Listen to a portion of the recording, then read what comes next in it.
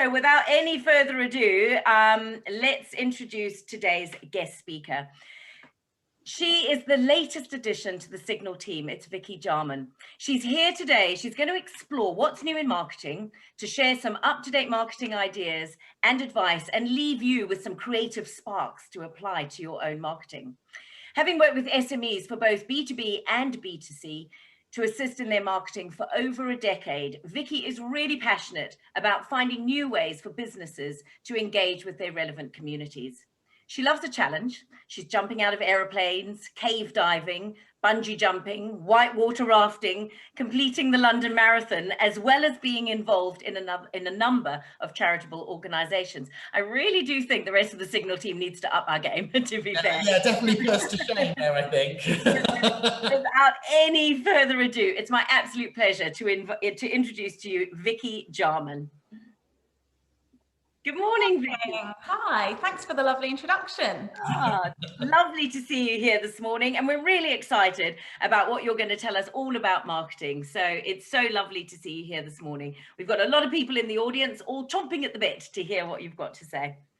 Excellent, thank you very much. Well, I've got a screen to share if we're happy to get going.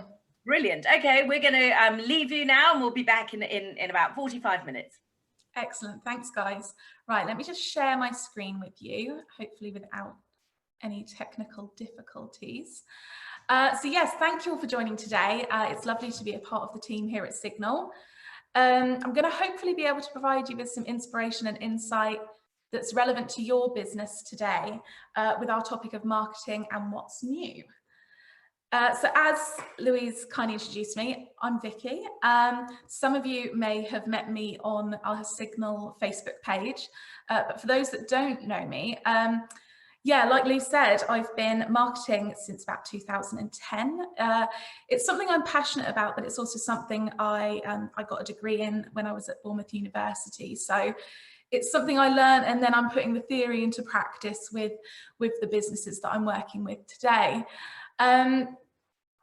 So I've joined Signal to help support their Hubbub clients. And for those of you who are new to the Signal community today, which I know there are a few of you that are new to BiZHUB, part of the Signal offering is a Hubbub marketing package, which includes content for social, blogs and newsletters. So that's my capacity with the team. And it's certainly proving to be a really collaborative community, which is nice to be a part of. So if it's your first BiZHUB today, as Louise and Gareth said, very welcome. We're lovely to have you here. And it's important to recognise if you've taken the time to join today, chances are you've probably already got the marketing basics in place.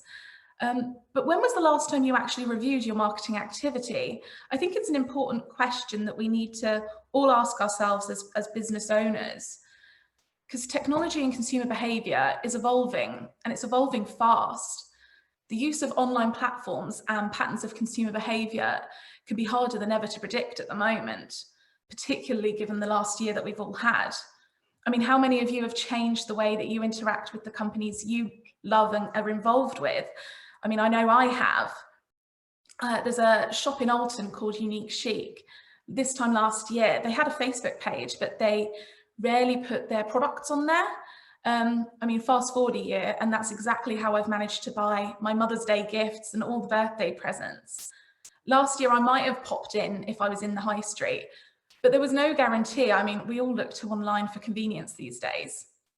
I've booked my, thank God, hair appointment next week online, and I've reserved that all-important table for the pub for next Friday online.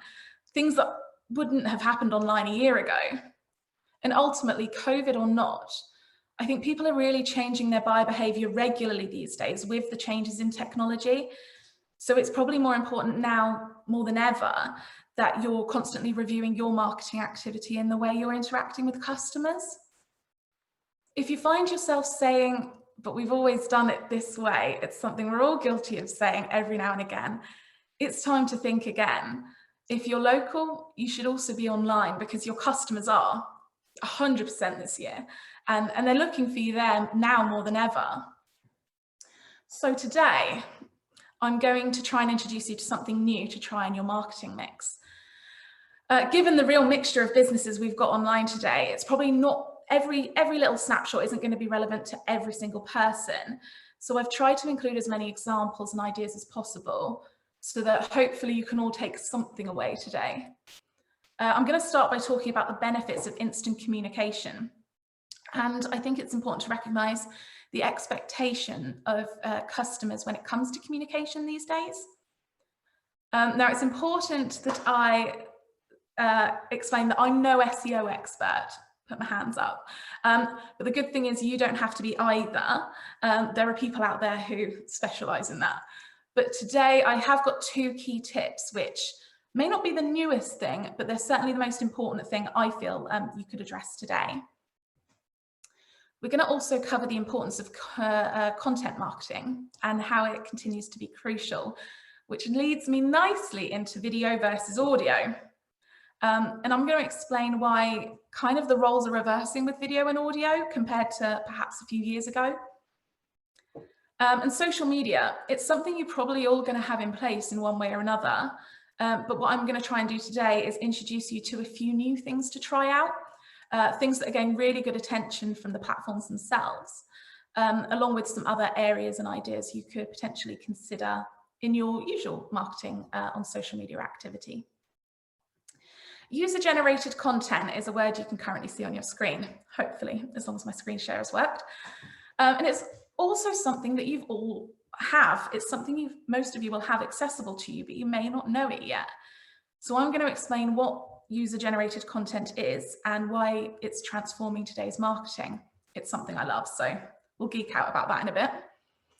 As we go, if you have any questions at all, or as I explain certain areas, if you think of any really good examples which you think would be beneficial to share with the group today, if you could pop those in the chat, I'm going to work through those with Louise and Gareth in the Q&A afterwards, which I hope you can stick around for.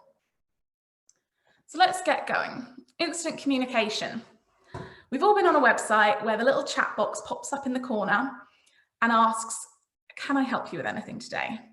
Now, a couple of years ago, these were my absolute pet peeve because you just want to get on with what you're doing half the time. However, fast forward to today and chatbots are providing 85% of customer service. They're 24/7, they're instant, and they're a really good lead generation tool. So it's obvious to understand why companies have introduced these. Now, 63% of customers are more likely to return to a website that has live chat. So my pet peeve clearly isn't everybody's. And I have to say, I was upgrading my dad's mobile phone yesterday because he can't possibly do it on his own. And the Vodafone live chat proved essential. I didn't want to spend ages on a helpline. No one does. So those live chat facilities can be really beneficial. Now, a live chat function isn't going to be a requirement for every business, depending on how your website works for you. But this requirement for instant communication can be introduced in other areas. I call it conversational marketing. Now, that's not an official term. It's just something I call it. And I think it comes down to the fact that people expect to be able to find exactly what they need in the moment and now. And unfortunately, I think a lot of that comes down to the fact that we've got our mobile phones on us all of the time. A lot of the time, it's the first thing we look at in the morning and the last thing we look at night. Emails, Messenger, everything is there. Now, it doesn't mean that you have to be on 24/7, particularly as a business owner. But I do think it's really important that you make sure your customers know how they can reach you in the quickest method. Facebook Messenger is one of the most popular tools for this. And that's actually linked now with WhatsApp, so that if you're not overly familiar or used to using Facebook, you can actually link it to your WhatsApp so that people link through there and use their WhatsApp to contact you. Now, if you use these tools but aren't always available, you've got to work, let's face it, and you've got to have a social life. You can set up auto holding messages on a lot of these platforms, which at least lets people know they're acknowledged. So I think that's really important. As I said, I'm no expert, but 2 things you can try today, very inexpensive. The first is HTTPS. Now, for those of you that don't know what this is, a lot of you will hopefully already have this on your website. When you go on a website, in the very top bar, you've got the padlock. If this is locked, it means that your website has a secure certification. It means that you're secure, trustworthy, and protected. If the padlock is unlocked, you're not. Now, Google ranks this, and it's a signal for how trustworthy and secure your website is. It also means your customers recognize this if they're familiar with this themselves. So it has its own trust implications and benefits. It's very easy to apply to your website. If you have a website company, simply ask them to apply it on your behalf. Or if you use Wix or like template platforms like that, it's really easy to introduce. The second one is Google My Business. Now, again, hopefully a few of you will already have this in place. It's free. It's the little thing on the right-hand side when you search on Google. And you put your address in, you put your contact information, your phone number, your address, your website address, your opening hours. But what's really important is that you've not only got that set up, but that it is up to date and up to date regularly. My recommendation would be update your photos, put some staff images on there, product images, premises images, whatever's relevant to your business. And the other main thing to consider here is Google reviews. You can create a link. And in my opinion, I would integrate this within the processes of your business. Put the link in the final email of your transaction. If it's an invoice, if it's a thank you for your business, simply place that link in and ask people if they could take 5 minutes to review your business.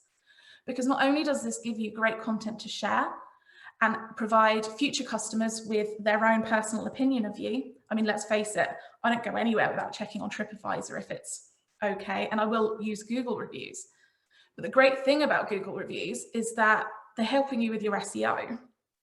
And then it's important to reply to these reviews because Google will thank you with a push to your organic rankings. Right, that's the techie bits over with. So now for the fun stuff. In my opinion, the fun stuff. Content marketing. In my opinion, it is going nowhere. It's still hugely beneficial for SEO. It's something that you can fill with your keywords. It's a way of providing informative and insightful content to your audience, which gives you content to share via social, keeping your social platforms regularly updated with things that are interesting, not too salesy, and different each month. It adds a real credibility and reassurance to you as a business, which, let's face it, is something we're all trying to achieve. They're also a really good lead generation resource without being obvious. A lot of the time, content marketing has long-term benefits rather than a short-term result. The keywords in particular, I mean, organic SEO takes a while to build traction. So the more regularly you're updating these blogs, the better. And they're also really good for keeping your website up to date, which is another thing Google really favors. If you've got a website and it's just static and you're not updating products or you're not updating different pages, because it's an arduous task a lot of the time, having that blog section allows you to do that really easily and regularly. And I love a statistic, you'll realize that as we go on, but blogs tend to generate 126% more leads for websites than those without, which is phenomenal. But I think ultimately, if you're creating blogs, you've probably got a wider marketing plan going on here, and it's a part of that. So it's unsurprising really that websites with blogs are doing better because they're probably using the blogs in different ways as well. Now, content doesn't always have to be a sales pitch, and it really shouldn't. You could consider what challenges your customers are facing. What do they like? It could be completely unrelated. What do they need to know and what will they find interesting? A really bizarre example is I used to work for an estate agent doing their marketing, and one of our most popular blogs year in, year out was an article I wrote about the homes for love, actually. Now, we watch that film every December, most of us, and we weren't selling homes in London, and we certainly weren't selling a Richard Curtis sentiment. But given a good half of our customers were probably watching this film every December, it's a really good opportunity to just put something across on our social that's not salesy, a little bit light-hearted, and it performed really well for us in terms of keywords as well. So an all-round win, but not an obvious one. There's always something you can write about. And if you can add in your keywords and make it shareable on social, then it's going to bring you plenty of benefit beyond the obvious initial. Video and audio. So on my first slide, I said video hasn't killed the radio star, but video marketing is still hugely beneficial. 52% of customers say watching videos makes them more confident in making their purchase decision. And the great thing about video marketing today is that you don't need to have an agency working on your behalf. However, if you plan on doing something with a high level of investment, you could and probably should invest in these skill sets. But the second, A to B, you don't need to have a degree in video creation. You don't need to have the high tech equipment. You can do it all simply with your mobile phone. The introduction from social media platforms for video marketing has made it really, really affordable and available to small to medium local businesses. The introduction of Facebook Live videos, IGTV and Instagram Reels are currently the hot topic for social media. They're a real win for reaching more audiences as they're effectively being given preferential treatment by the platforms. The idea of doing a live video may fill you with absolute dread and fear, and you're not alone. I had to do one a couple of weeks ago and I hate it. I mean, talking to you all today was enough, but video marketing and doing those live videos, if you can get over that fear, they're going to really bring you a lot of benefit. And if you think, well, there's nothing interesting about my business to make a video, you're completely wrong, sorry. But if you search for small businesses across Instagram or TikTok or Facebook, you can find some really good examples. Behind the scenes videos, packaging videos, before and after, a day in the life of. There's lots of options you can use. And it's important to remember that they're not just for younger audiences. We may think so because we've all seen the TikTok dances, and don't worry, I'm not going to suggest we start doing those. But LinkedIn users are 20 times more likely to share a video on the platform of LinkedIn than any other type of post. So, I mean, if you're on LinkedIn, sometimes I feel the content on LinkedIn can be completely overwhelming because let's face it, you're connecting with like-minded business people. So a lot of the stuff you're seeing is hugely relevant to you. But what do you read? What do you take the time to get involved with? There's a lot of choice. So if you're presenting yourself as different and you have a different way of speaking with people with this video, it's no surprise that it's more likely to be shared because you're more likely going to be consumed with that video. I do genuinely think this is going to be a real area to watch on LinkedIn. LinkedIn is usually kind of a little bit behind in terms of progression when it comes to social media. And given the weight that Instagram and Facebook have placed on video, I think it's only a matter of time until LinkedIn really catches up. And also, not just for social media, if your website includes video, it's 50 times more likely to drive organic search compared to text. People like videos, they're easy to watch. And Google knows that. So Google is automatically going to rank you higher because of it. Now, I've just spoken about all the benefits of video. But given the last year we've all had, I think we've all felt a bit of screen fatigue from time to time. Video has been wonderful for connecting us with friends and family that we wouldn't have seen without it. I mean, business and personal life would have been so much harder without the technologies we have today. I wouldn't be able to deliver this to you given the current conditions without video. But we spend all day on video with Zoom, watching the news at lunchtime, I mean, even binging Tiger King at a weekend, that we can have an overkill of screens. So audio has really managed to fill a need. It's been growing for a number of years, but I think the last year has really emphasized that. And when it comes to audio, there are plenty of technologies and devices that are encouraging listener engagement. Podcasts in particular are gaining in popularity. It's continued to increase year on year with an estimated 15.6 million UK listeners in 2020 alone. Each week, a quarter of all UK adults are tuning in to listen to a podcast, which is phenomenal. And I don't think we could have guessed that a couple of years ago. I mean, the nature of audio means that it has been a prime area for focus in the last year because it's consumed when you need it and when you want it. You don't have to be dedicated to it. So, I mean, you can listen to them at home. a place we've all become far too familiar with this year. But we've also strived for human interaction in the last year. And like I said, whilst video has been great for this, the benefit of audio allows for multitasking. So you can listen while you're out on your daily allocated exercise, or whilst you're working from home, or enjoying your garden. It's a much easier platform to consume. And I mean, there's so many options in terms of audio. Not only are there some great podcasts out there designed to support SMEs, so definitely worth exploring if the audio is a really good way for you to consume content. You can definitely find some really inspirational podcasts out there. But they can also offer targeted and really cost-effective advertising solutions. And the intimacy of audio can really allow for trusted messaging. It's not an interactive solution, but it kind of is, because it's like you're talking to somebody. And if it's done in an informal manner, I think that intimacy really shines through.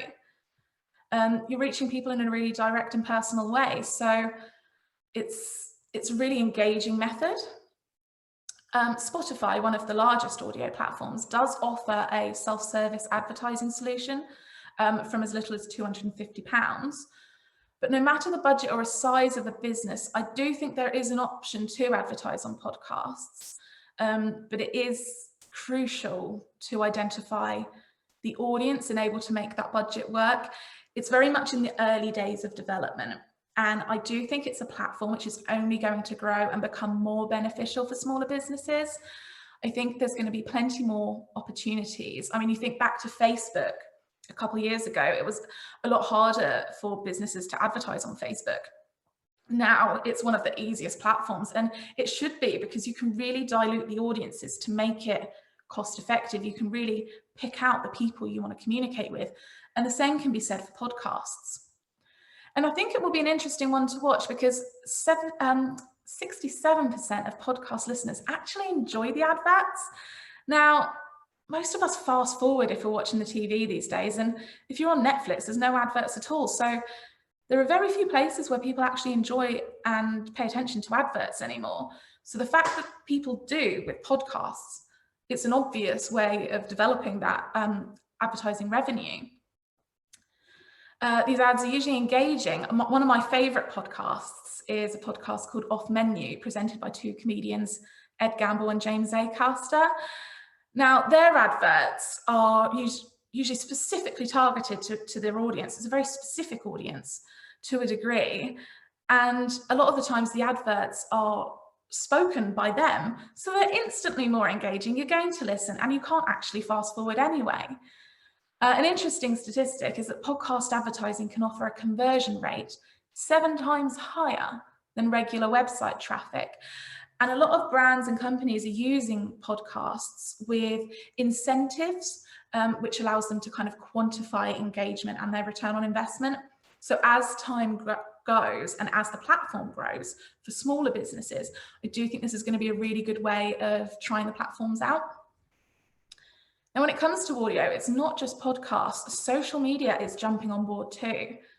And Twitter's probably not the most obvious platform that comes to mind when thinking about audio. But since June 2020, they've actually been starting to roll out voice notes. Now, these can be accompanied by text or a visual plus the usual link, so that the tweet still looks like a normal tweet and works like a normal tweet. But it's got that more engaging element in terms of a voice message. To do it's really simple, but unfortunately only works on an iPhone at the moment. It certainly doesn't work on the desktop, and it's definitely worth trying. I have an iPhone, so it worked for me, but give it a go. And all you need to do is open Twitter as you normally would, go to type a tweet, and then on the left-hand side, there'll be a little button with some vertical purple lines. You record your voice memo, just as you would on your phone. And once you click done, you'll have the option of typing your content, adding your link, and posting as normal with your hashtags, but this time with the audio included. It's definitely worth trying, mainly because similarly to LinkedIn, Twitter can often be a bit of an overhaul. So having something different could lend itself really well. But if you're looking for something a little bit more evolved than simply adding an audio message to a tweet, you could consider an audiogram. Now, if you head to our Instagram page at the end of this, I'm going to be posting one. And essentially, it's an audio file which is loaded onto a visual graphic. It could be a brief video graphic, kind of like a rolling script, a transcript of the speech perhaps, or it could be a still image of the photo of the product or the event that you're trying to promote. To make these is really simple. There are two ways that I'd like to do it. The first is a platform called audiogram.com. Now, it's a great tool for this, and it's free if you only want to create 2 per month. And you do have to include the watermark if you're using the free option, but it even transcribes the video. So if you recorded your voice note on your phone, you uploaded it to audiogram.com, it would transcribe the words you're saying so that that audio is a little bit more visual and involved in terms of social. Alternatively, if you're already using Canva to create your social media graphics, which I know a lot of you probably are because Signal love it, and for good reason, I do. It's really great. And if you're not using it, definitely try Canva for producing these visual elements. You can actually create audiograms there. You simply create your usual social graphic, but I would recommend adding a sticker or some sort of dynamic graphic so that it's obvious to the person watching it that it's a video. And then you simply upload your audio like you would a normal image and drag it across to your social post and download it as a video. It's really easy to do, and it's just something a little bit different. But when it comes to audio, there is a new kid on the block, and it's called Clubhouse. Chances are you might have heard of Clubhouse, but you might not know what or why it is. Essentially, it's a new social network platform, but with a few twists. Firstly, it's exclusive. You have to be invited, which certainly got people talking when it was introduced last year. But the good thing is, having launched last year, you're probably going to have quite a few contacts in your network that can invite you into the club. It's easy to do. Just put a message out on a Facebook group, your WhatsApp group, LinkedIn, and people can invite you in. The other main difference is that it's audio, unsurprisingly, given the topic. But once you're in, you can eavesdrop on, which sounds terrible, but it's not, or join in with conversations that are already happening. You can even start your own conversation. Now, these conversations are topic specific, so there are rooms to help you clarify what you want to communicate about, what you want to get involved with. From a business perspective, you could collaborate and share ideas with other like-minded individuals on your industry of choice, or an area that really inspires you, or perhaps an area you'd like to know more about. For instance, social media, that would be perfect. But from a personal perspective, if you like musicals as much as I do, probably not everyone does, you can find dedicated rooms for your topics of choice. And they can go really niche and specific. So I joined one, which was the members of the West End performance of Hamilton discussing the show with listeners' takes on their favourite songs and things like that. It's a really diverse platform, and like all of them, there's a combination of personal communications and professional communications. It's a really safe space to share thoughts, answer questions, storytelling platform, and present yourself as a thought leader. And it's worth trying if you really enjoy collaborating with others and learning. Now, tracking back to the start of this session, I mentioned the importance of instant communication. If you prefer to communicate verbally rather than the possible impersonal notion of a typed message, you could always consider incorporating audio into your customer service and communication options. On Facebook Messenger and WhatsApp, you could use voice notes instead of a typed message. This could potentially provide your customer with a real sense of who you are. And like podcast advertising, these audio messages could really instill trust and reliability in an intimate way, particularly in the earlier nurture stages of a business relationship. And the final aspect to consider for audio, but not for today, is what the future holds.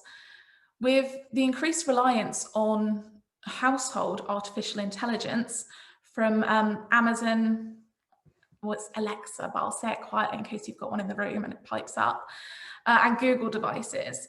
I think we're really just scratching the surface of what potential audio offers from a marketing perspective. So it's going to be really interesting to see where it goes. Now, all of the things I've talked about all integrate with social media. When it comes to social media, there probably are a few new things you could try out. The first one is social stories. Now, on Facebook and Instagram, both owned by the same company, at the top of your page, you're going to see the options for stories to watch and add your own.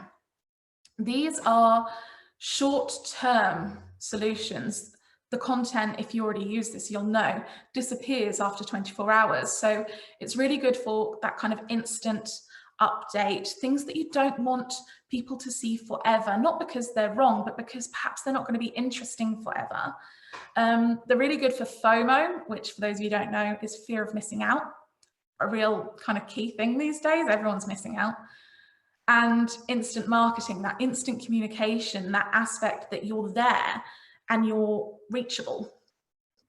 They're also really good for brand awareness. They allow for continuous engagement with options like polls, question and answer, quizzes. They're a little bit more informal and they allow a lot more interaction with viewers.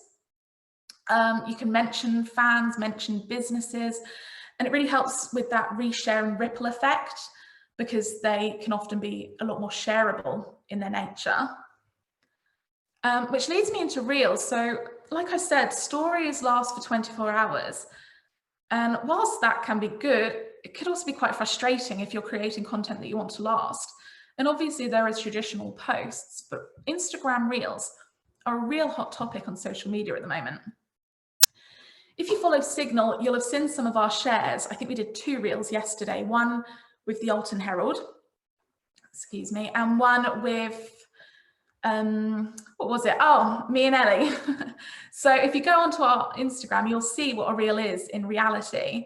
Essentially, they're short snippets of video to create something a little bit different, and they're quite light in their presentation. But what they do is at the moment, they're gaining significant reach over traditional posts. We're really seeing the benefit, and I know some of the people we work with are. So it's definitely something you should be considering in your weekly or monthly content schedule, simply even just to try it out. I'm sure you'll see the benefit.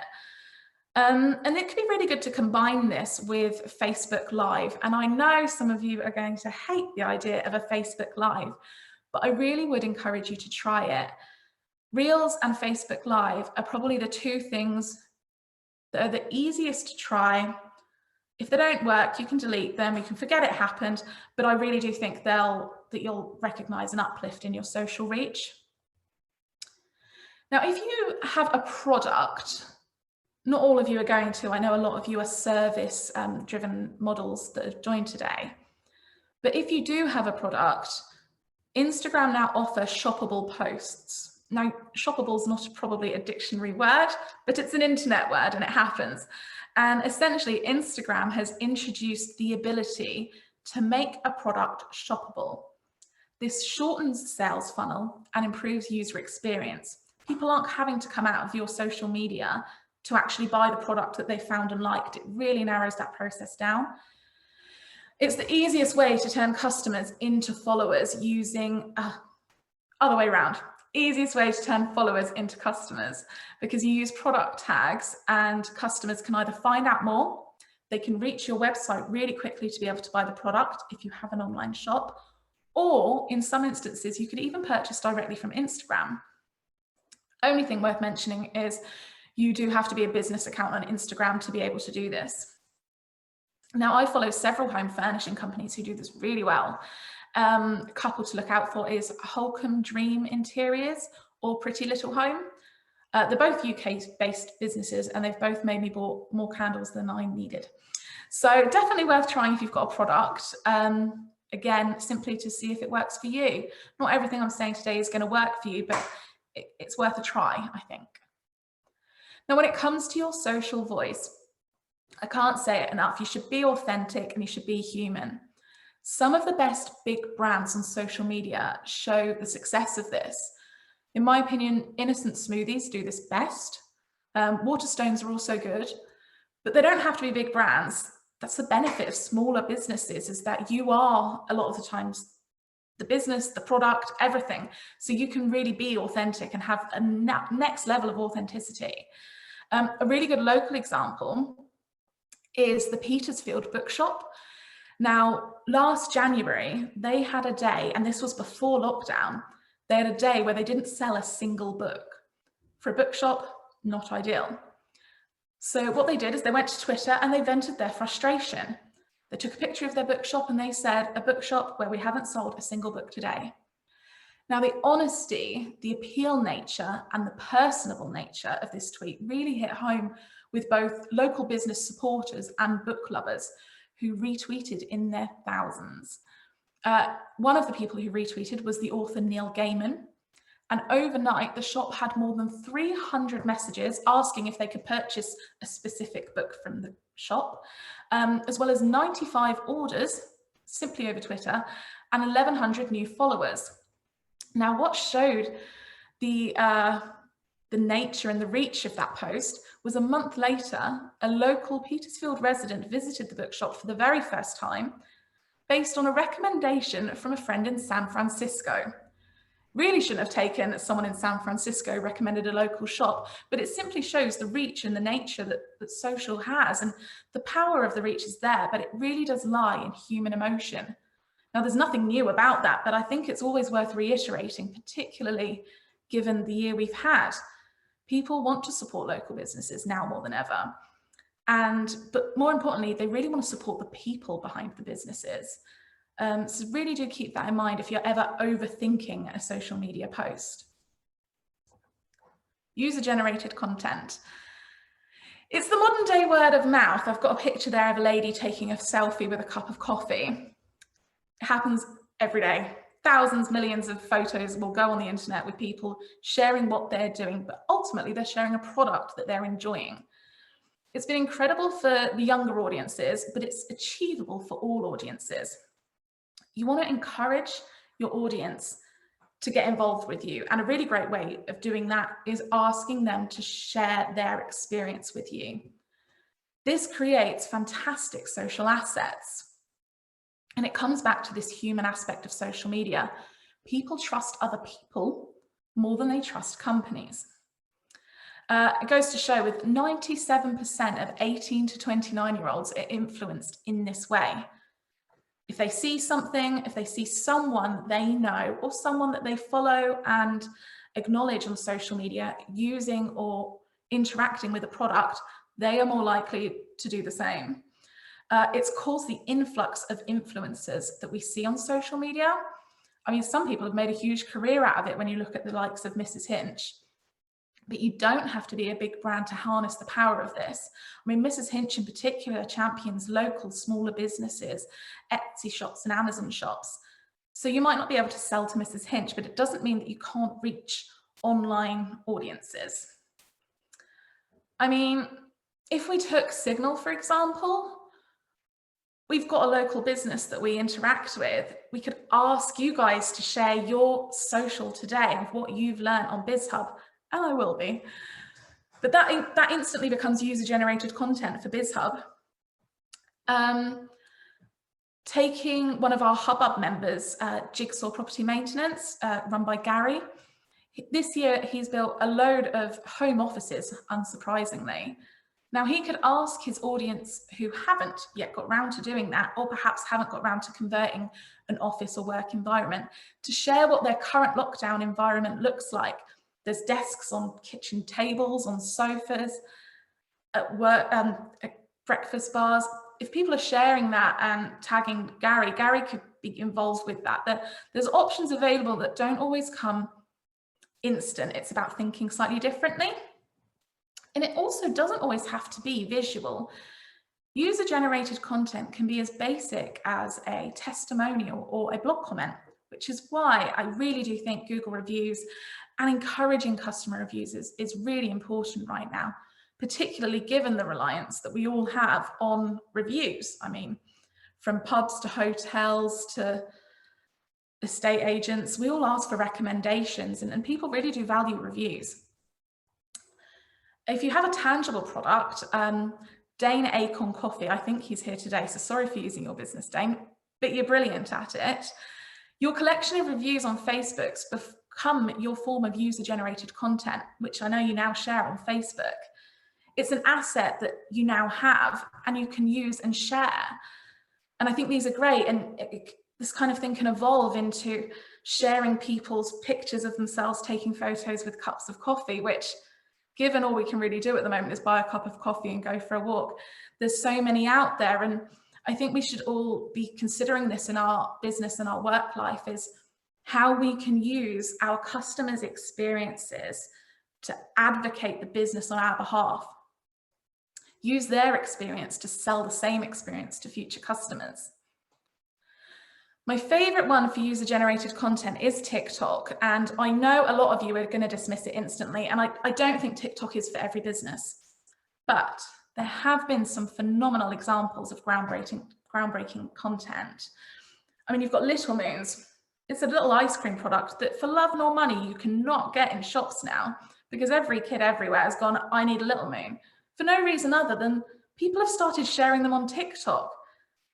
There's not usually any sense or reason behind it. It's purely a time and a place thing. I've got a few of my favorite examples here, but I won't go into depth because I think I'm probably talking for too long at the moment. But one of the ones I have to share with you is Farringdon Pie Farm Milk Station. Now, it's not too far from Borden. Some of you will know Farringdon for its pub and its local walks, but it does now have a milk station with a vending machine, which you can buy milk, cheese, milkshakes, whatever. Now, they opened, I want to say last summer, but don't quote me on it. And they didn't do a huge amount of marketing, but someone went along and recorded a TikTok video, not on behalf of Pies Farm, just purely this user-generated content. It's now had over 40,000 views. And the farm was so popular in their opening days that simply from social sharing across Facebook, TikTok, with other people's experiences, not them pushing out the message, that they had to temporarily close because of demand, which is just phenomenal. I mean, earlier this week, a friend of mine went to visit it late in the day when it was windy and snowy and horrible, and they still had a queue. It goes to show that no matter how big, small, local, separate your business is, there's an opportunity out there, and it's just about involving your audience. If all of this feels a little bit strange and separate from what you could do, you could always consider collaborating with another business. You could share some fun examples in Instagram, where you know, the ones where you have to follow both accounts. You could consider doing that. You can share customers in that way and grow both businesses. And perhaps you could work together on an idea that I've covered briefly today. Now, the best marketing doesn't feel like marketing. And when trying any of these new ideas, my main advice would be not to overthink it and don't try too hard. Be yourself, be your business. I mean, it's what you do really well day in, day out, and just speak to your customers. That's essentially all marketing is. Speak directly to them, because you can these days. And with any luck, they'll listen, they'll act, and they'll come back again. As I said, I'd love to see how you're getting on and trying these ideas. So make sure you tag Signal in your posts. I know Lou and Gareth shared the tags earlier on. Or you can use the hashtag #SignalBizHub. And keep an eye on our social channels today, because I'll be sharing an audiogram in a moment, and over the coming weeks, because I appreciate I've covered a lot in a small time, and I talk quite fast, so sorry about that. But I'm going to do my best to share examples of what I've talked about today, with a few DIY tips and tricks. You can actually already find one for Instagram Reels on our Instagram page, which the lovely Ellie created. So if you don't know how to do that, head to Instagram and you'll soon know. And if you feel like you can't go it alone and this all feels a bit much and you don't know where to start, just remember that there are communities available. This BiZHUB is a fantastic one. And we've also got the Hubbub at Signal as well. So there's plenty of options, but really do try something new and I'm sure you'll see the benefits. Excellent. Well, that's literally all from me. So I'm going to stop sharing my screen and welcome back Lou and Gareth to help with Q&A. Wow. Vicky, that was so much information, but such Yeah. valuable information. It was really, really brilliant. Thank you so much. I've made copious notes, and I'm sure everybody else will have done as well. But it's just really interesting. And I think what I've taken from it is take the blinkers off and start thinking outside the box a little bit, and just start sort of, it doesn't have to be, you know, the traditional advert that you know, everybody thinks that what marketing is. So it's really, really interesting. Lots of chat was going on while you were talking as well in the chat. So I think without any further ado, I'd really like to invite you all now to the Q&A. So we're going to upgrade you all to panelists so we can see everybody. Q&A is much better when you can see everybody. So we're going to invite you all now. It's not just a quick button fix. Gareth has to furiously do it one by one, which you can see by his face. He's doing that already. Your concentration. Exactly. So welcome everybody as you're coming into the room. It's lovely to see you all. If you yeah, hi Joanna, nice to see you again. Hi Dane, lovely to see you. Morning. Hi Claire, nice to meet you. Noam, hi, Joanna's here. Everybody's coming into the room. I don't know about everybody else, but I'm quite exhausted from that already, and we've got a lot more to go. I'm sure you've got lots of questions, so we'll get on with that. As soon as everybody's up into the room, we will start the Q&A. I do, if it's okay, I'd like to pick the first question because I've seen one pop up from Lee, and it's something I'd really like to address first on, because I think it's really important to cover, if that's okay. That's absolutely fine. Yeah, brilliant. Let's get everybody in. Once he's in, let's get everybody in. Everybody's in. Are we all in? Wonderful. So the first question, Lee said about the fact that I didn't mention print marketing. He's 100% right. It's really powerful, and personalized print really is important. And Lee, like I said, it's that talking directly to people that's working really well for businesses at the moment. So I think you're really right on that personalized print. And also, I think in the last year, we've seen a real rise in people really enjoying nostalgia. And I think, I'm not saying print is nostalgic, but I think people like tangible things, and print has a real place for that. So apologies for not including it, and you're 100% right. Brilliant. Are you there, Lee? Can't see him. I can't see His him. name. There he is. He's here by Sorry. name. Oh, there he is. Sorry, my video was turned off. I hadn't realised it automatically turned it off. So, yeah, no, it's a very good point, because I found a lot of people have had so many social media or email campaigns that they just not even bother looking at them anymore. They're skipping over them. Where something lands on your desk, you're going to read it at some point. Yeah, you know, we do both. You know, we produce it both for all of our clients, but it's a combined marketing strategy that works the best. And I think on print media, leaders, I'm pointing down as because he's no, I don't. Leaders are loyalty cards, and that's been brilliant for our marketing to drive repeat business. People get furious about collecting their stamps. They'll run back. I didn't get my stamp. Stamp my card. So I think print media really does need to stay. I toyed with the option of moving to an app and having like a loyalty card on an app. I don't think it would have the same effect as if you were physically giving something out to people. 100%. We love those cards. That's it. People love to have something in their hand. You know, that is something that's definitely important. And I think, as Vicky will tell you, with marketing, there are certain trends that when you look at, things will come back into fashion. You know, how many people actually get flyers through the door now? Apart from takeaways, not many. And you know, whereas before, that's all you used to get was loads of flyers. So, you know, things do sort of kind of rotate back round and, you know, have good effects depending on sort of the trends and how everything goes. Yeah, I mean, I hope Vicky would agree, but we've noticed the trends that to be effective, you sometimes need to be different. Now, different was using Facebook years ago, but everyone does it now. In fact, I use Facebook personally, and I'm fed up using it because it's just full of stuff that I'm just not that interested in, although it's interested in me, you know. And you know, email campaigns were brilliant when they started because they're so unique. And I think it's finding that uniqueness is great. And things go around in circles, as you say. So, you know, and it's be careful to make sure you choose the right one for your right product at the right time. And that's the secret, really.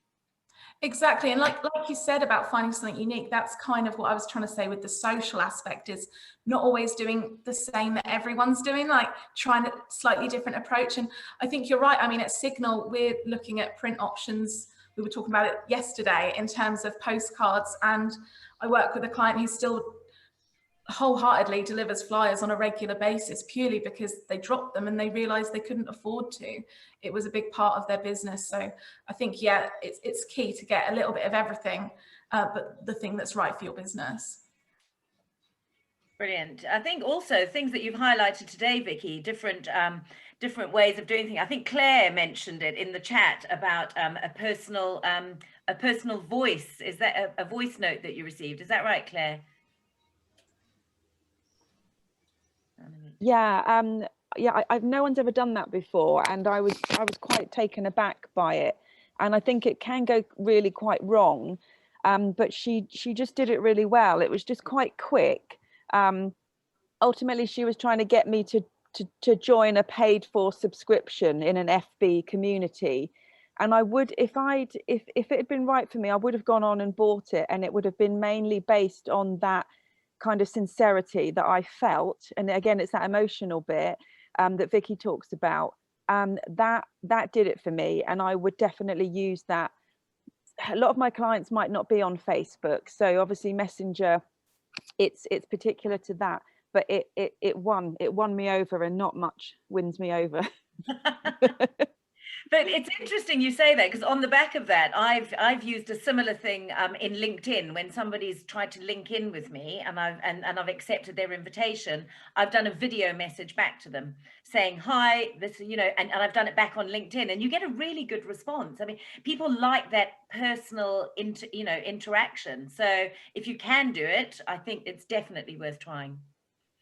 Brilliant. Okay, should we open the floor? Who's got a question? I'm sure there must be questions. Anyone who wants to start? Lisa. Hi, Vicky. That was really good. Thank you. My question is, do you think that websites still play an important part in marketing? Or do you think people now tend to go to LinkedIn and Facebook for their reviews? And, you know, if you're wanting to look at a company for authenticity and, you know, trustworthiness, do people still go to websites? I think so. I think they're still going to be the core landing site, and it's your shop window essentially. I mean, everything on Facebook, LinkedIn, Instagram, and Twitter, it all changes so regularly, and a message that you send one month could be completely hidden the next month. So your website's still going to be the core space to highlight the most important content for your business. So yeah, I think so. Okay. Brilliant. Has anybody else got a question? Keith. Not so much a question. I was just really jazzed here. You mentioned Clubhouse, Vicky, because Clubhouse is my one place I hang out an awful lot. Some people would say too much, but it's, again though, it's interesting to see how even that platform in the short time it's there is changing, because you know, their membership, if you like, their number of subscribers has gone up dramatically, but the number of engaged subscribers is actually gone down, and that's, you know, I think shows in some ways the effect of different platforms being right for different people in different ways, because I think there are a number of people who've gone onto Clubhouse who just don't get it. It's just not right for them, and yet you get other people like myself who very quickly became addicted to it. Some would say in part because he's got a face made for radio, but that would be cool. But I could be cool to myself. But it is just getting the right mix. But I think the other thing though, which I think is important, and you know, we all have so many different channels now which we can push out through or be pushed out through, but is being consistent. So is picking a message. If I try and tend to pick a message for the week or a message for the fortnight, and keep that message consistent across all the different platforms that I'm pushing out on, because I think otherwise you're in danger of getting people confused, and you can get people who, if you like, that they think they know what they're coming to you for, and then suddenly they hear something different, and they're like, oh, wait a minute, now I'm not so sure. You know, because does he really do that, or does he do that, or where's it pulling? And I think personally, I found that's quite important, that conversion goes up if you keep the message consistent across all the platforms. Yeah, I think it's a really good point. I mean, at HubHub, we tend to do month schedules for our clients, and it's usually focused around one topic or area, but then also pulling things through that we've covered perhaps the month previous or relevant in that moment. So I think it's a real mixture of a consistent message, but also having that ability to be slightly flexible with what's happening that day and that week. I mean, particularly with those of you that have all of a sudden been able to open up next week. I mean, there's having the plan, but also that option for flexibility to have consistent message with useful content, I guess. Yeah, I think there were a lot of things that you mentioned in there, and the one thing I wanted to ask you about was Twitter. I mean, so Twitters are changing, is it? So can you finally can you talk to us about that a bit more? I mean, can you? Yeah, so it's something they rolled out last year, and I'm not sure of their success rate. I think probably half, given the fact that it's currently only available on iOS. But you can add that audio message, and I think it's the same as, like I said, with LinkedIn. It's very much with Twitter more than any of them. You scroll and you scroll and you scroll, and you're seeing the same things. So actually, if there's something different in the middle, it doesn't have to be different in its message, but different in its presentation. You're going to grab people's attention more so than just your standard written text. It almost goes back to when Facebook allowed the introduction of images to your posts, which we're going back now, but it's having that added content that wasn't there and isn't there for other people. It's just something slightly different. But it's really easy to do. I did it on my phone yesterday. Has anybody else had a go with that yet? Does anybody else know about that? Joanna? Did you want to say? No. I don't know if you could jump in with something else then, but Okay. I'll make my take. I know, it's okay. Has anybody else tried Twitter or anything like that? Was that new to everybody else? I didn't even know that you could do audio on Twitter. I'm dying, because I'm one of the few people that still really enjoys Twitter, so I'm just going to go and check that out later. I was also interested in the audiogram. I know you said you would share one with us later. Is that something that Instagram offers, or do you just create it on audiogram and then share it on a different platform? Yeah, exactly that. So you can either create it in audiogram.com, which is the specific for that product, or you can do it in Canva, which is how I've made the one I'm going to share afterwards.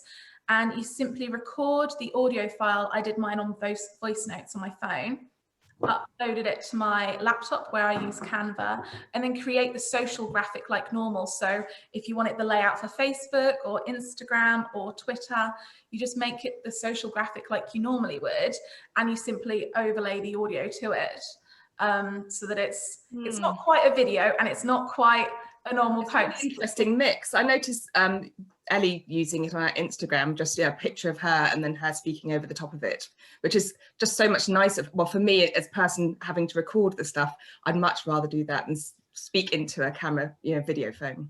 So yeah, it's going to be an interesting one. I'm going to try a few because it's relatively new to me. I've not used many of them.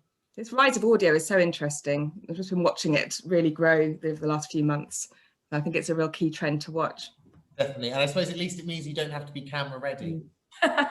Exactly. I think that's why I'm so drawn to it, actually. There's a lot of faffing around with makeup and lights. I mean, not that I have to do much, obviously. I think one should always be camera ready, just saying. Always.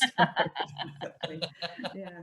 I think Joanna's got a hand raised. Yeah, I think a fair few of you already know my love-hate relationship with social media, particularly for those who did the last BiZHUB mastermind session where I was there, because I can remember Emma asking me what didn't I like about it, and I think I said something to the effect of it felt like I was selling my soul to the devil. However, I have been listening, and actually I think with the help of yourselves, I've really kind of upped my game. So I have the HubHub content every month. And what I love about that is it's giving me, you all do the legwork for me, I get to shape it, but for me, it's kind of a constant bedrock of information coming through. So like the blog, etc. But what I'm so that's great for me, because when I'm having like an off week like this week, I can just kind of kick back a little bit and it's all pre-programmed, which I love. But since over the last month, I've started doing themes of the week. So I've actually created my own little marketing program that kind of complements everything that HubHub does, but I now do one live a week, and then I do a case study each week, and I try to use really kind of powerful pictures. And so I've been using Unsplash, but that's going to have to change. So I'm going to be creating my own Canva account soon. But I also then do a video where it's, for me, it might be an exercise or a stretch, etc.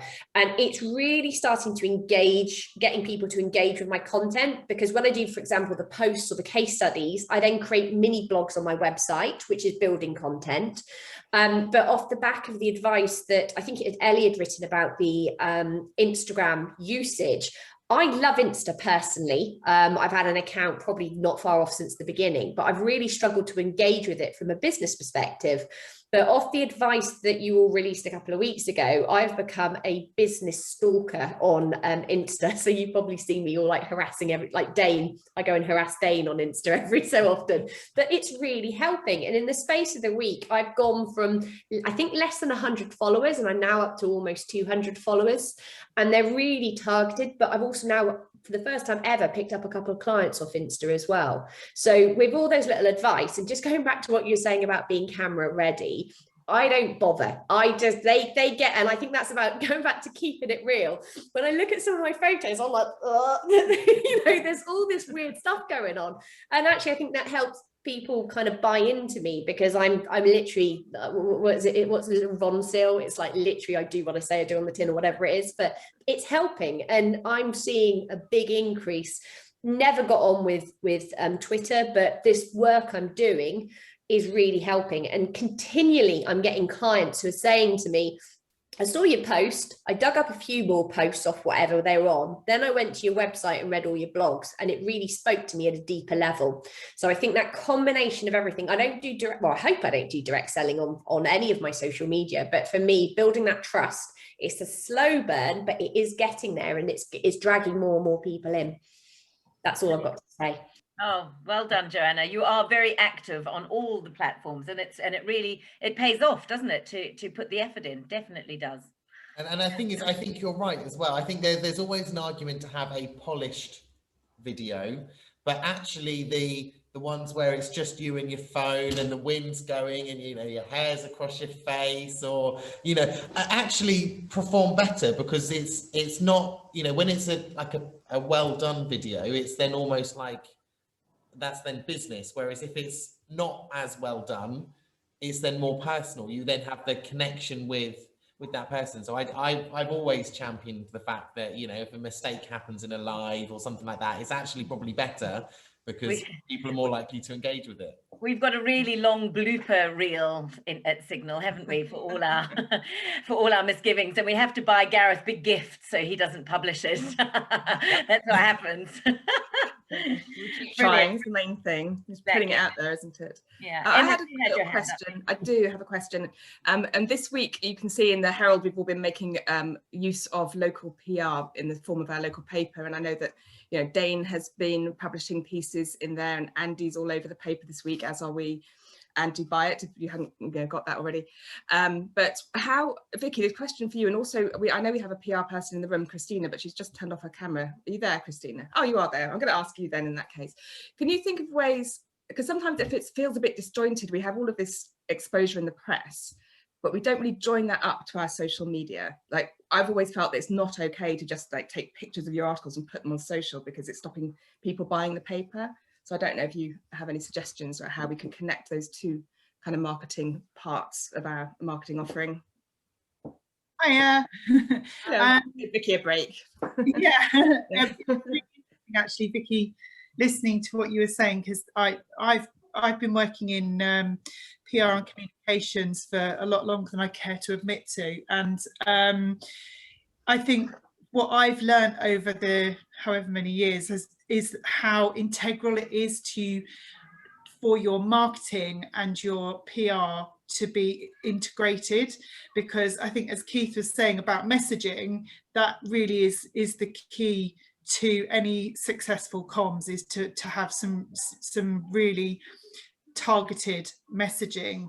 And if you've got that across any PR or marketing activity that you're doing, it just creates this really consistent message and consistent activity that you're doing, which makes things so much clearer to your consumer.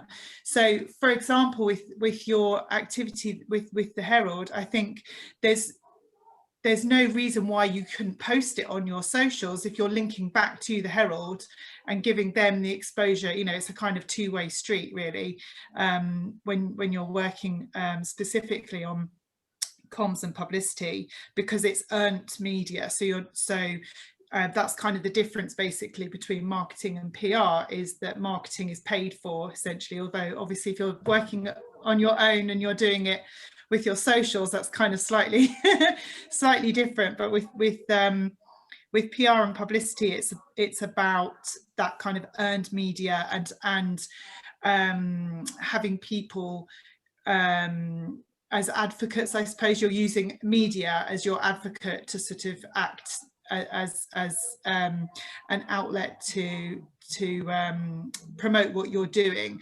So I think it's very much a two-way street, and I think more and more, it was interesting you were saying about flyers and stuff as well. What I found is that we've kind of gone from print media through to online media through to social media, and now we're coming back round again to print media, but you do really have to choose your channel. I think that's key for marketing as well as PR, is looking at what's going to be right for your audience and right for your messaging. So probably a very long-winded and probably not at all accurate answer to what you're No, thank you.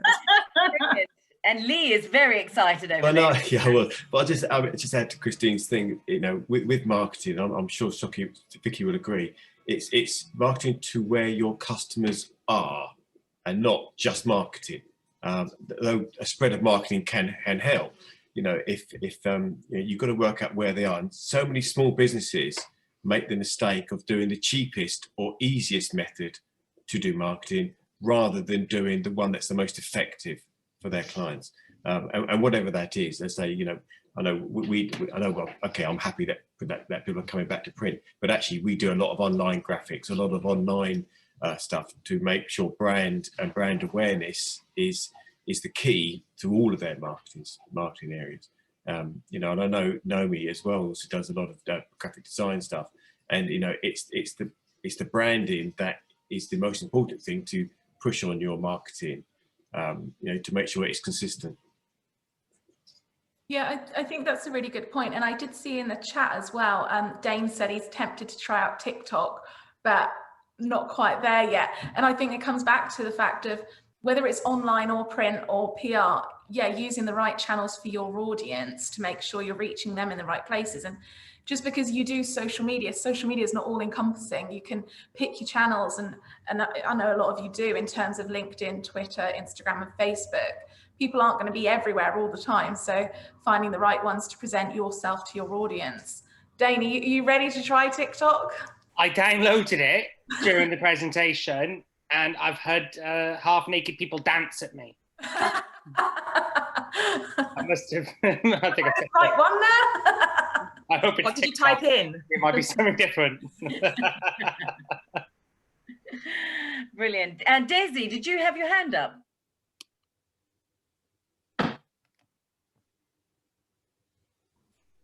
Wait, you're still on mute. There we go. Trying to find the button. I'm like, I can't find the button. Yeah, I just wanted to ask a question around the audio side of things. Because I just, you know, we use Alexa. I don't want to say it too loudly.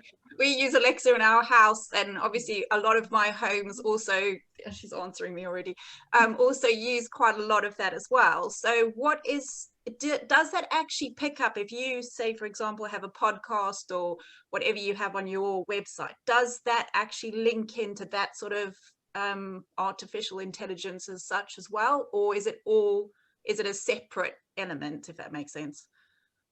So at the moment, I understand them to be separate elements. I mean, you can listen to the podcasts through Acast on your devices, but they're not quite interlinked quite yet. But I do think it'll go that way. And I think actually it won't just be podcast presentations. I think there'll be much more interaction with the AI in time, but it's very early days. It was interesting what you said about the podcast. Did you say it was 7 times more successful advertising on podcasts? Yeah, conversions. Yeah. Wow. That's incredible, isn't it? You don't think you just don't think of, I don't think of advertising on there. No, and I put it in, but I am aware that it's probably not going to feel like the most accessible option for a lot of people right now. But I think they're making it more accessible today, but also down the road, matter of months, I think it'll be far more accessible because, like I said, with Facebook, with the podcasts, you can really narrow in your audience. You can do geographics, demographics, you name it, lifestyle, behavior. Yeah. It's much like Facebook, you can really target people. So I think there'll be more accessible options where they help you create the advert as well. So it's a really involved process. Yeah, Keith's got his hand up, I think.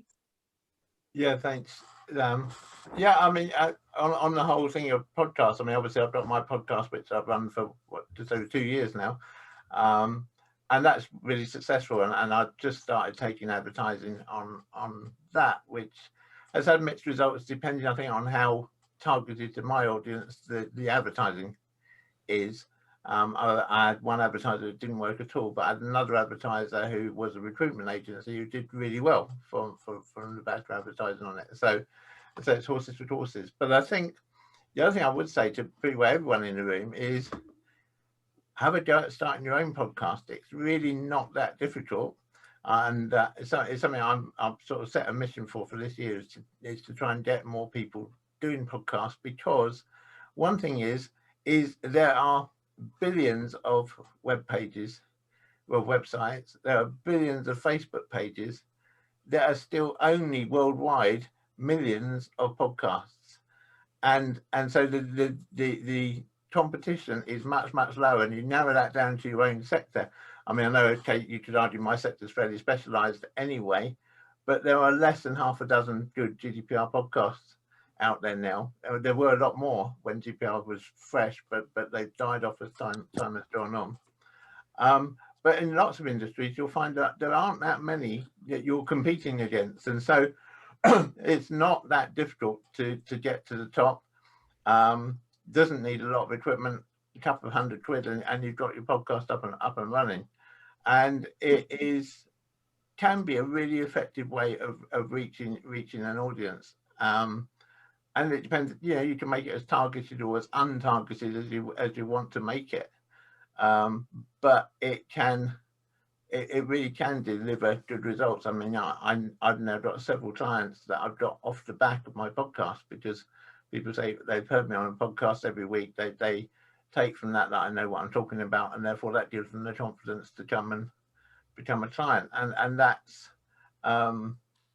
and as regulars here would know, a couple of weeks ago I got a big speaking gig off the back of my podcast. So it is worth doing. And there are podcasts on pretty well everything from the sublime to the ridiculous, but give it a try.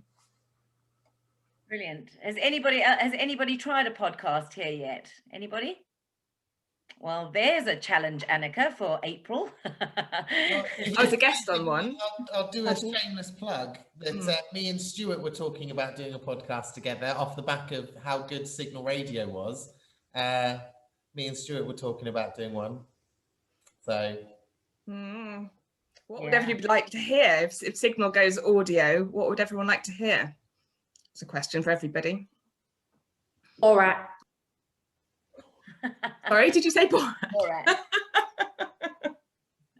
We'll let him know. Brilliant. Has anybody got any other questions that you'd like to put to Vicky, or indeed anybody in the room? It's an open discussion Has anybody got anything? I did put one up in on the list. Vicky, with Facebook and Instagram, how often should you post, and how what's considered to be over posting or intrusive almost? It's a good question, and if I'm honest, a really tricky one to answer.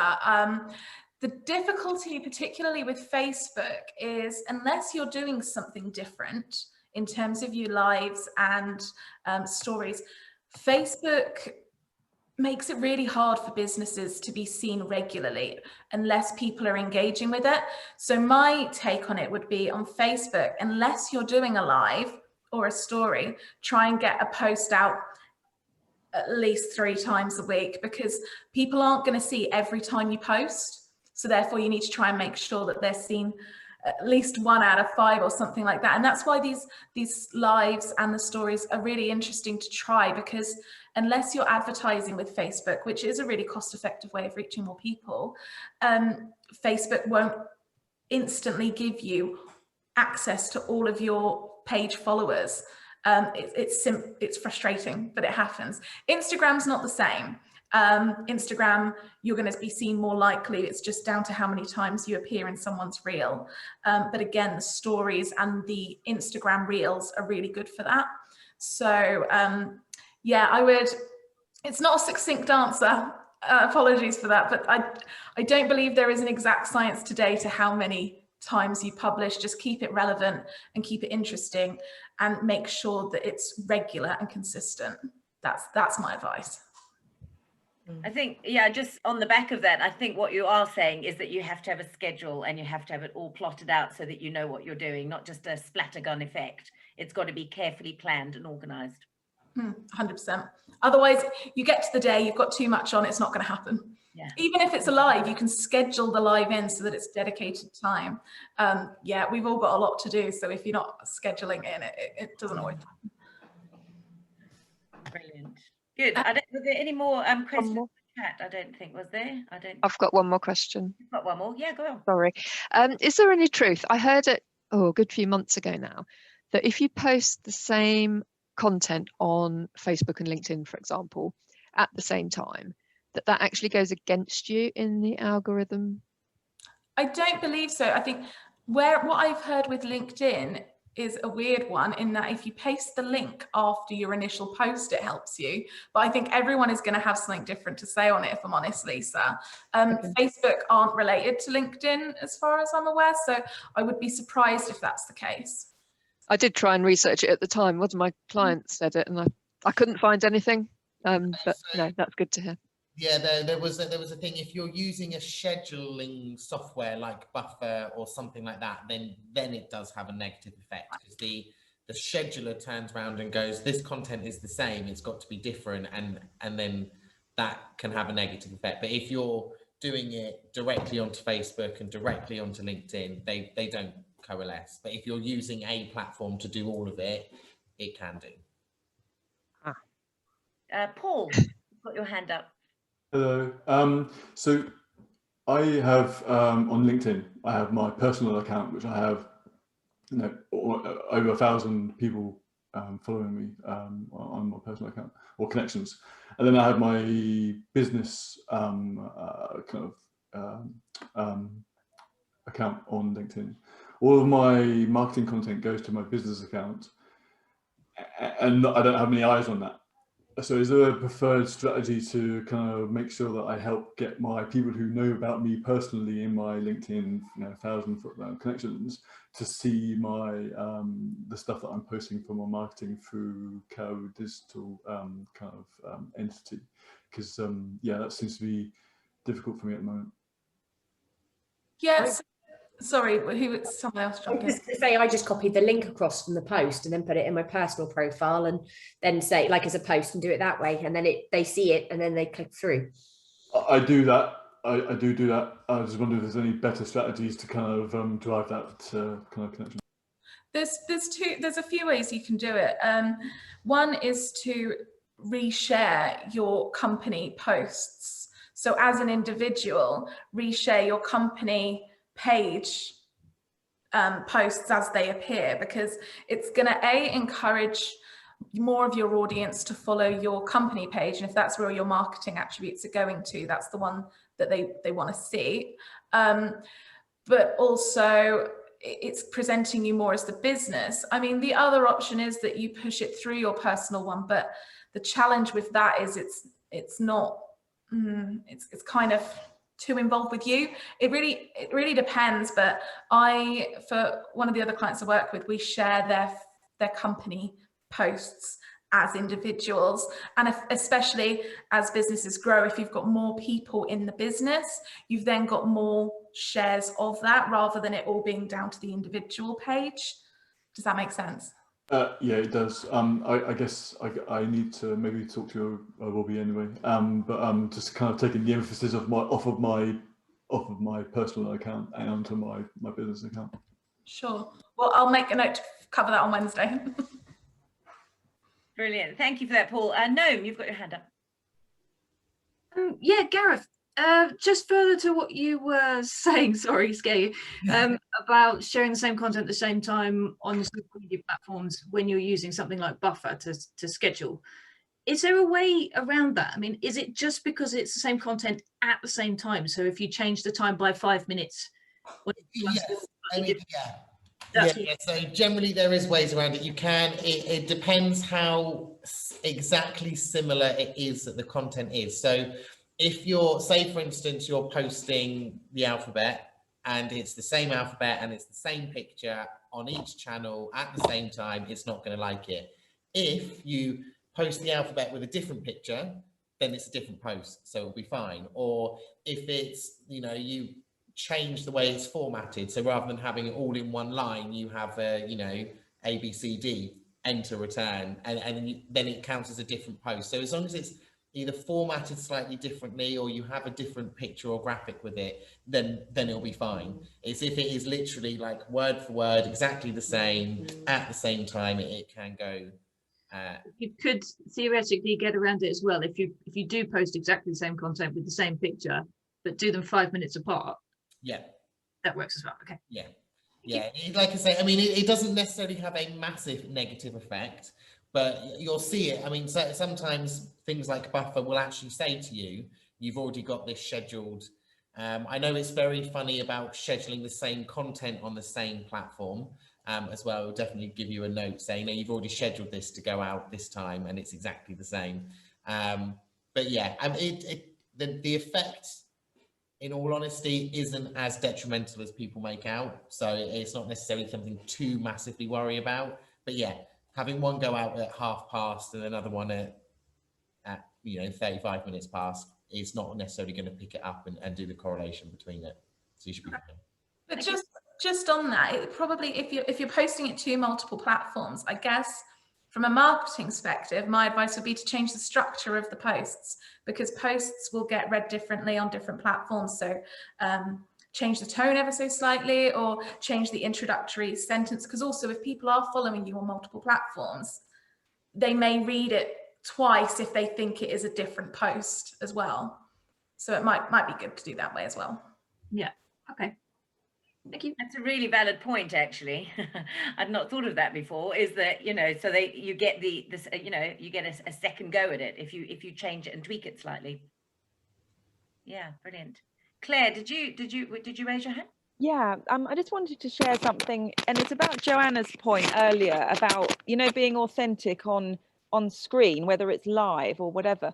On my actual website, the only professional picture I've got of me was when I did a meditation retreat a while ago, and I've got a braid in my hair, and my target audience is female family lawyers, because I'm coaching women who have come out of divorce into work.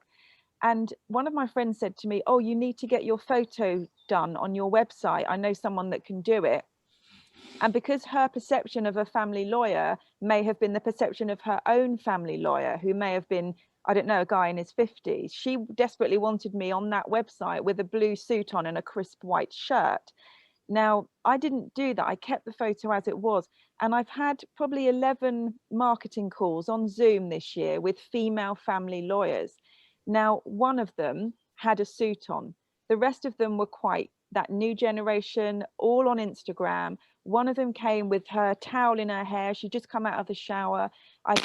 Talking to female lawyers who are single parents who have, it's just not that old school. And I thought if I'd actually changed that photo to what the perception was, I would have screwed up all those relationships, those very first initial things, because these women, my kind of targets, were all completely being authentic, and they were Instagram users. So yeah, I think you just have to kind of bravely be yourself. Yeah, it's a really valid point. And we do all have perceptions of what, people should look like, what, architects should look like. We've got that vision of what people look like, and it's not always necessarily the case. Yeah, it's a really valid point. Good. Right. Has anybody got anything else that they want to share, or how is everybody's marketing? Have we all got it nailed? Are we going to have it nailed after this talk? Yes. No. Do you want to share, or? There's not much to share at the moment, I'm afraid, but this is I stupidly decided to have a go, and now I've got to try and fix it before I can send it out. But yeah, so the idea is a direct mail that they're not going to throw away. So I'm going to have sort of advertising stickers on each side with a little thing, and it's going to go in a little craft box. So it's quite fun, and I'm hoping it's one of those things that is not just going to get thrown straight in the bin, that it will get left on the desk for when they're bored. Yeah. Well, I think it was, didn't we have, I think it was on Signal Radio, we had the car lady came on. I don't know if you remember, obviously this was back last year, and she did something very similar in her marketing, that she sent a she does car leasing, and she sent a remote control car to the owners of the companies that would hire vans. And because her target market, predominantly they're all males, so these little remote control cars that she sent, fantastic, they were all loving it, playing with it, and it did a massive boost to her business. So yeah, literally things like that, genius, absolutely genius. It is. It's great to receive something in the post other than from Amazon. It's something, a marketing that, we just don't do that enough anymore. So yeah, really good luck with that, Noam. I think I'm going to need luck putting this back together. No, there's an app for that. There's an app. What's that? My daughter's got an app to fix her Rubik's Cube. I'm going to have to get that, because I've got that far, and that's it. The rest is a mess. Brilliant. Okay, well, thank you so much, Vicky, for all the information that you've given us today. It's so lovely to have your blinkers taken off and actually start thinking outside of the box. So you've enlightened us with a lot of new things today that hopefully we're all going to put into action in our businesses. Thank you to everybody for coming along today. It's great to see so many of you. Lovely to see you, Lindsay, for your first BiZHUB session. So yeah, really lovely to see you. And thank you to all the guests for coming along. I'd love to have a chat to everybody who's visiting us today. So if you want to stay on, if you've got time and you want to stay on the call afterwards, that would be great. But other than that, everybody book on to next week, because you're not going to want to miss next week's talk, the inspirational talk from the 10-ton tap house, and see how he pivoted and changed and made a success of his business during a very, very difficult year for a bar owner. So make sure you book on to that. And without further ado, all enjoy the rest of your weekend, and we'll see you all next week.